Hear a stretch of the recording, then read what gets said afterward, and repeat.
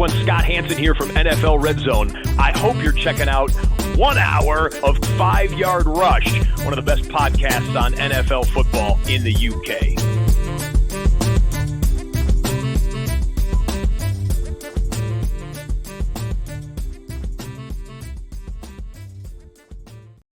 Good morning, Rush Nation. Here we are, back with the Fantasy Football Bible, Week 9, Part 1. I'm going to cover Thursday Night Football. I'm going to cover the early slate. This is pre-recorded. This is recorded around Wednesday afternoon. So if you hear something and think, hang on a minute, that's been ruled out, or there's been a trade, then that is why. But I'm hoping to get this up to date in plenty of time for you to set your lineups. And also, with it being half-term week, it's a little bit different to my usual schedule. So trying to get all of this done and in. Right, time to get started. Let's look at the schedule, and let's start with Thursday Night Football. And we have the Jets taking on the Texans. The Jets, once again, by the bookies, are favored by 1.5 with the over-under set at 42. It's an absolute disgrace that every single week they are set as favorites. They were a 7-point favorite against New England last week, and I went, I'm not buying it. And I'm not buying this. I know the Texans have got injuries. I know they're banged up. I know the Jets D is good. I'm not having the Jets as 1.5-point favorites. You cannot. You got a team of 6-2, and you got a team of 2-6, and you've got the 2-6 team favored by 1.5. It's the Aaron Rodgers effect. I'm not buying it. I expect the Texans to win this game. I expect the Texans. I know it's going to be tough. I know that they've got injuries. We've lost Stephon Diggs for the year. There's no Nico Collins.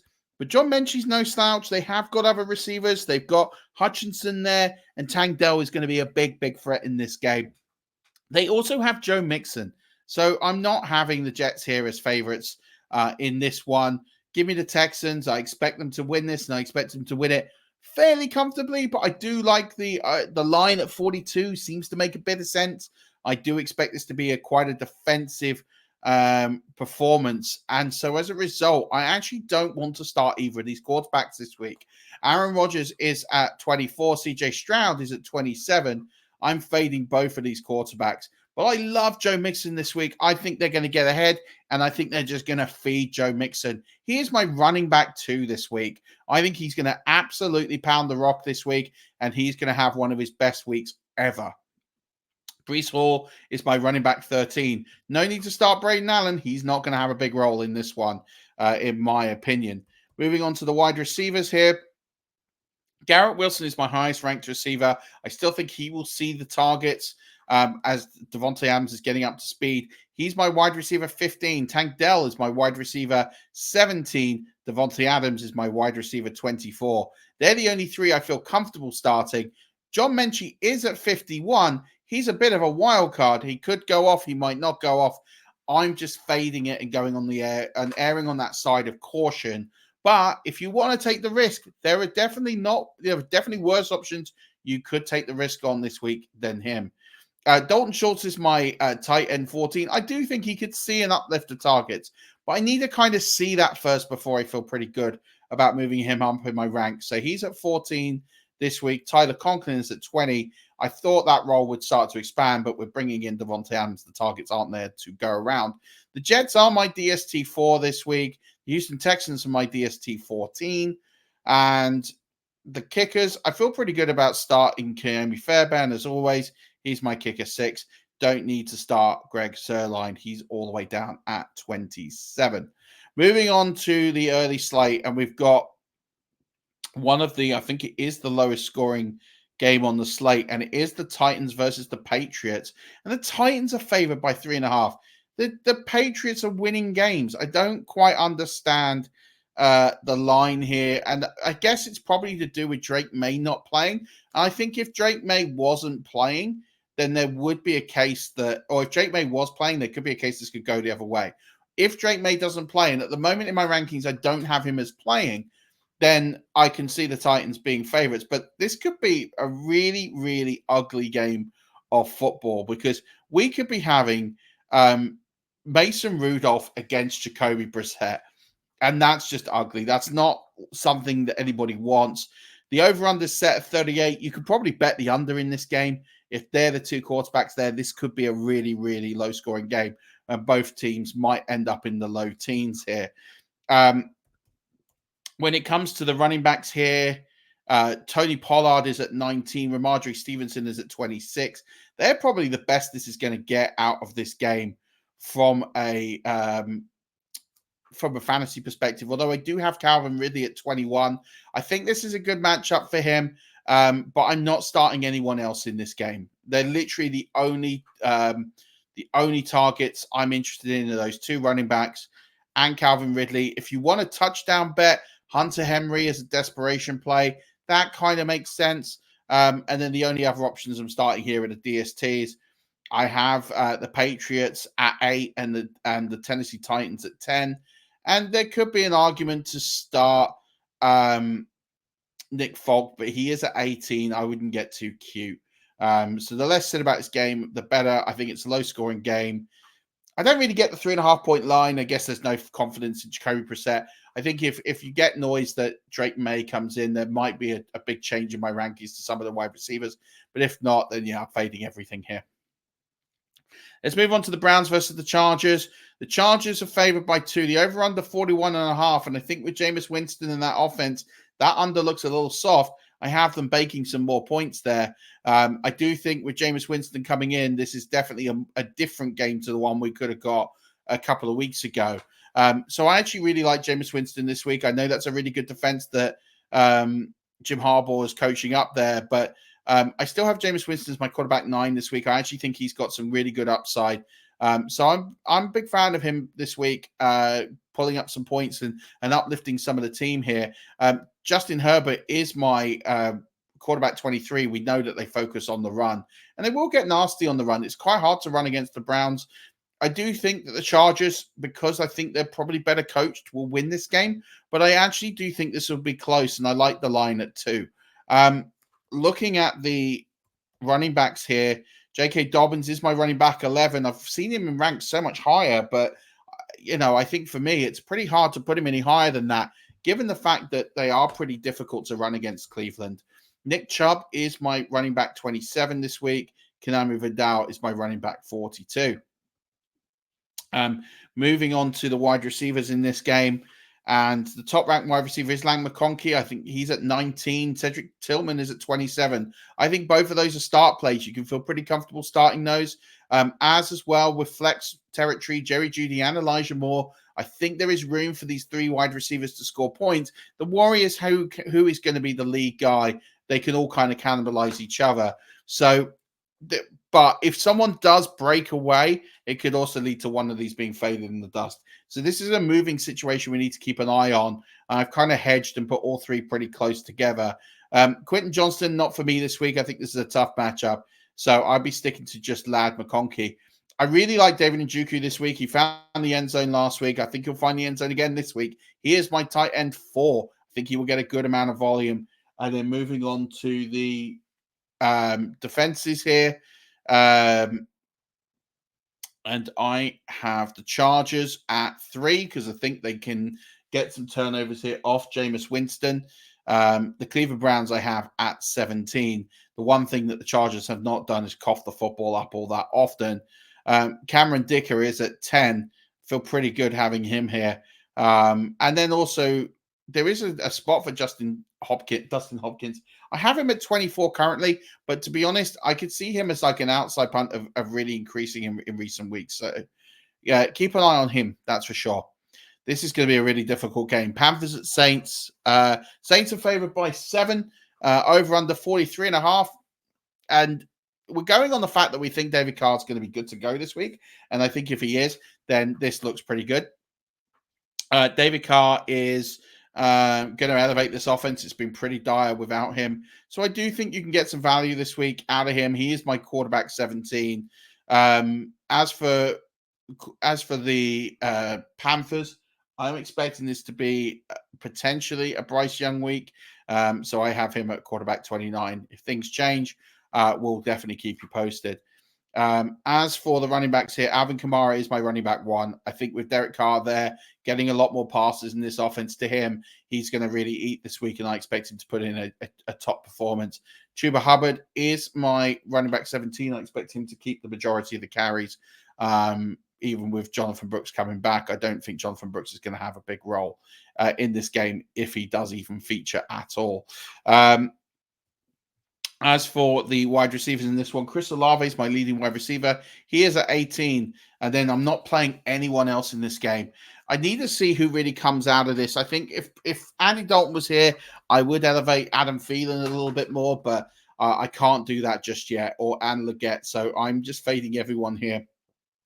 And Tommy Tremble coming back means that Jatavian Sanders is just not a thing anymore. So really, the only tight end option is Taysom Hill. I actually think Taysom Hill is going to go wild this week. I do expect him to get in the end zone. I do expect him to get involved more as they take some of the weight and pressure off Derek Carr now that he is healthy as well. So I would definitely be playing Taysom Hill this week. And then you've got the New Orleans Saints. They are my DST1. I feel pretty good about them.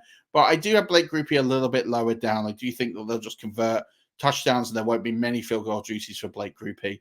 So as for Carolina, really, other than Chuba Hubbard, there is just no one to even consider starting this week. Next is Bills versus Dolphins divisional matchup. Bills favored by 6, over under 49.5. Should be a really, really good game, this. And I think really, if I look at this, I think 6 is a little harsh on the Dolphins. I know that their record is not great, but obviously we know why that is with no Tua, and they've been struggling at quarterback. With Tua back, I do expect them to be a little bit more competitive. I do expect the Bills to control this game and win it. I don't know if it's a 6-point game, but I do feel confident that they will kind of get into the lead and they'll stay ahead and manage this game out, like they have done quite a few times this season. Josh Allen is my quarterback 4 this week. 2 I have down at 21. I just think this could be a really tough outing for him as he's trying to chase the game against Buffalo. James Cook is my running back 14. Devon Achane, my running back 16. I have Raheem Mostert down at 37. I'm worried about the volume, but he always carries a touchdown threat. So if you're looking to gamble, he's not a bad gamble piece this week. I do like Tyreek Hill. He's at my wide receiver 8. Khalil Shakir is my leading wide receiver 32 for the Bills. Then I have Jalen Waddles at 36. Keon Coleman is at 40. This could be a decent week for Keon Coleman. Could be a decent matchup. I have Amari Cooper at 47. I still think he's been bedded in. It's going to take a bit of time for him to get up to speed with the playbook. So another couple of weeks before we see the taps unleashed there. Johnny Smith is my tight end 9. Dalton Kincaid, my tight end 12. Both of these are starting options in this one. I do think that they're going to have to utilize Johnny Smith to get down the field and get some extra usage out of him this week. I do like the Bills DST. They're just outside my top 12 at 13. Feel pretty good about them, but I do have the Miami Dolphins last. They're not generating the plays that we would expect from a Dolphins defense that we've seen in the past. And then it comes to kickers, and Tyler Bass is at 15. I think it's going to be slightly difficult for him, but I do expect lots of extra points, but I don't know how many field goal opportunities there's going to be for him. Moving on to probably the biggest scoring game of the week by Vegas lines. It's the Falcons versus the Cowboys. Falcons favored by 2.5. The over-under set at 52. This is going to be a big game in terms of points. I actually think, for me, that the Falcons will win this by more than 2.5. I haven't seen anything out of the Cowboys that makes me think they'll live with them in a shootout, and I do think it will be a shootout. This could be one of those games that both teams could get to 30 points. But I think definitely the Falcons will get to 30 points. I'm not so sure that I think that the Cowboys will, and I think that'll be the difference. So I expect Kirk Cousins and company to really come in and really light up against this pretty poor Dallas Cowboys D. So I have Kirk Cousins at 6. I have Dak Prescott at 16. I just don't trust him at the moment. I don't know if it's him. I don't know if it's the offensive scheme. Is it 6 of one, half a dozen of the other? I'm not entirely sure. But what I am sure of is it's just not working. They're not committed to the run. They're not committed to doing anything different. And a lot of what they've done is what we've seen on tape over the last couple of years. It's very stale. It's very easy to cover against. And I think that comes down to coaching. But Dak needs to execute better. Maybe it's a weapons thing. He doesn't have enough, he feels. but I do feel like he needs to deliver a little bit better, maybe call some audibles at the line, maybe try and do something a little bit different this week if they want to try and live with the Falcons. Moving on to the wide receivers here, Bijan Robinson is my running backs here is my running back 8. Rico Dowdle's at 30. Tyler Algier is at 32. I'd like to see Dowdle get more touches. I'd love to see him be a consistent running back too, but I just don't think McCarthy is committed to the run here. And they've got Dalvin Cook now that just convolutes things even more, which I don't think was necessary here. CeeDee Lamb is my wide receiver 1 this week. I think as a desperation play, he's going to have to make some big plays if they want to live with the Falcons. Drake London is my wide receiver 7. Darnell Mooney is my wide receiver 22. Jalen Tolbert's at 45. He's a half-decent flex play. I just worry if he's got all the volume there to get to where we need to get to. Moving on to the tight ends here. Jake Ferguson is at 8. And Kyle Pitts is at 7, so right next to each other. That's why I couldn't see him. So yeah, both starting tight ends here. Very, very possible. I'm not starting either DST in this one, but you can start these kickers. They're 1 and 2 in my ranks. Brandon Aubrey is at 1. Young Hoku is at 2. Moving on to the Ravens versus the Broncos. Ravens are favored by 9, over under 45.5. I know that the Ravens lost to the Browns last week. I still think for me, they are probably the best team in football. I feel pretty good about them really firing it up, and they're really good at coming back from a loss. Lamar Jackson is my quarterback 3 this week. Bo Nix is actually my quarterback 7. You can pass on this D, and you can get good points. And I think with that rushing floor, he is definitely in line for a top 7 finish this week. The running backs here, I have Derrick Henry at 6. I have Javonte Williams just outside the RB2 range. He is at 29 this week. Moving on to those wide receivers, and as I said in the starts and sits yesterday, I'm sitting Deontay Johnson. It's just too early. We've seen it already this season. New wide receivers don't necessarily get on straight away. They need to learn the playbook, get the rhythm and the timing. They wouldn't have had much time to practice.